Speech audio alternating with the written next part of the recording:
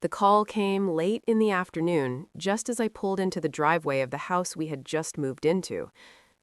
"Is this Ethan Brooks?" The voice sounded old, dry, rough around the edges. "Yes? Who's this?" "I'm the previous owner. I'm sorry to bother you, but I left something behind, something important." I almost ended the call. Then he added something that froze me in place. "There's a camera hidden in the living room ceiling. I never disconnected it from the cloud before selling the house. It's still been recording." My hands tightened on the steering wheel. "I only noticed today," he continued. "I opened the old feed by accident. I wasn't trying to watch anything but what I saw. You need to see it too." My heart started pounding. "What did you see?" There was a long pause. "Not over the phone," he said. "And don't tell your wife. Come alone. I'll show you." I sat there for several minutes, staring at the front of the house like I'd never seen it before. Clara had hung string lights across the porch. Inside, I could hear her laughing with her mother and sister as they unpacked boxes. I went inside. Clara smiled at me from the kitchen. "Hey, babe, everything okay?" I forced a nod. "Yeah, I forgot a few things. Need to run to the store." I kissed her cheek and left. As I drove away, a heavy feeling settled in my chest, like a thin layer had been peeled away from the life I thought I was living. Whatever that man had seen wasn't an accident. It was a warning. The man lived 20 minutes away in a worn-down bungalow behind a gas station. When he opened the door, his hands were shaking. "I never wanted to be involved," he said quietly, letting me in. "But I lived in that house for 30 years. I couldn't ignore what I saw." He sat me down at a cluttered desk and opened his laptop. "I copied everything," he said. "I'm not keeping it. You deserve to know." He pressed play. It was my living room. The date stamp showed Tuesday. I had been at work until 7 p.m. that night. Clara walked in, then her mother, then her sister, Megan. They poured wine. They left. Clara dropped onto the couch and smirked. "I can't believe he bought it."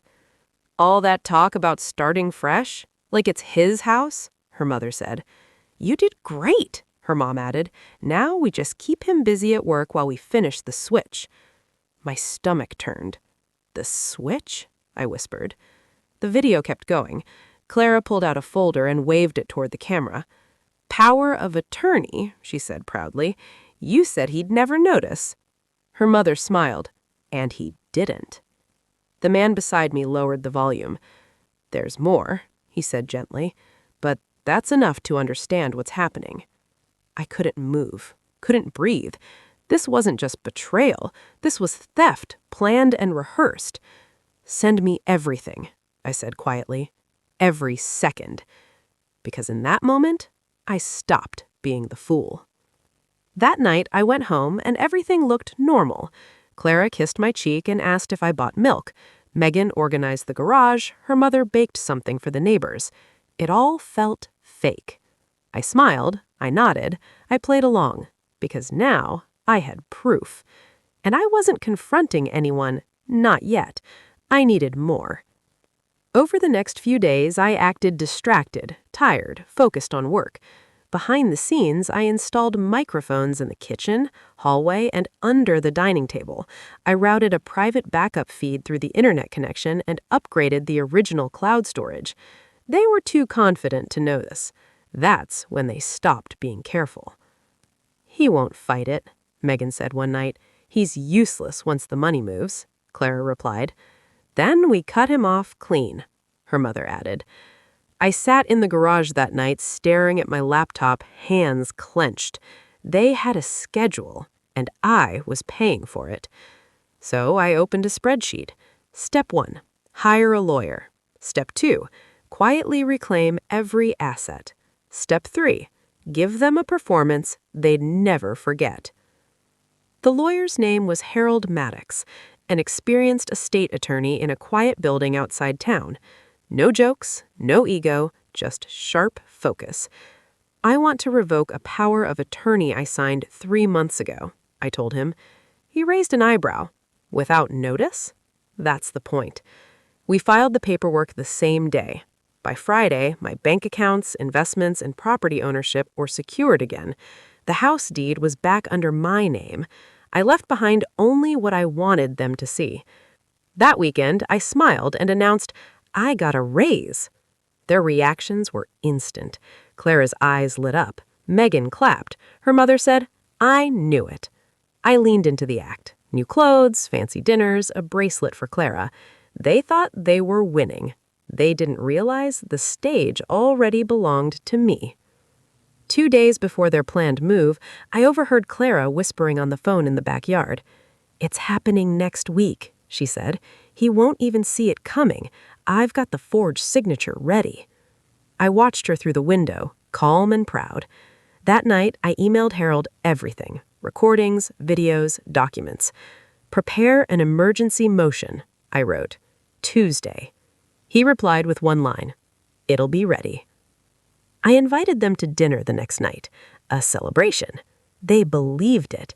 Steaks, wine, toasts. Megan raised her glass. To Clara, the future owner of this house. I stood too. Let's toast again Tuesday. I'll have something special. They cheered. Tuesday morning, 9 a.m. The doorbell rang. Clara frowned. I opened the door. Harold stepped in. Behind him, a court officer. Ready? Harold asked. I nodded. The officer read the papers. Clara Whitman, you are being served for attempted property fraud and signature forgery. The room exploded. What is this? Megan yelled. Harold continued calmly. All joint accounts have been frozen pending investigation. I leaned forward. While you planned to take everything, I took it back. I slid a USB drive across the table. Every conversation, every plan, already backed up. Silence. You have until sunset, I said. Pack your things. This is our home, her mother screamed. No, I replied. It's mine. By sunset, their bags sat on the curb. Clara stepped out last, mascara streaked, stunned. I wasn't watching. I was downtown, handing a final file to a partner at Wilkins & Rowe, the firm Clara dreamed of joining. She forged legal documents, I said. There's proof. The partner nodded. Then she's done. That night, her career ended. By midnight, her name was flagged. Offers disappeared. I sent a final message from a burner email. You built your life on lies. Now start again from nothing. Back home, I sat on the porch with a glass of bourbon. The air was cold, but for the first time, I felt clear. They thought love made me weak. They were wrong. I didn't just survive. I won. And they never saw it coming.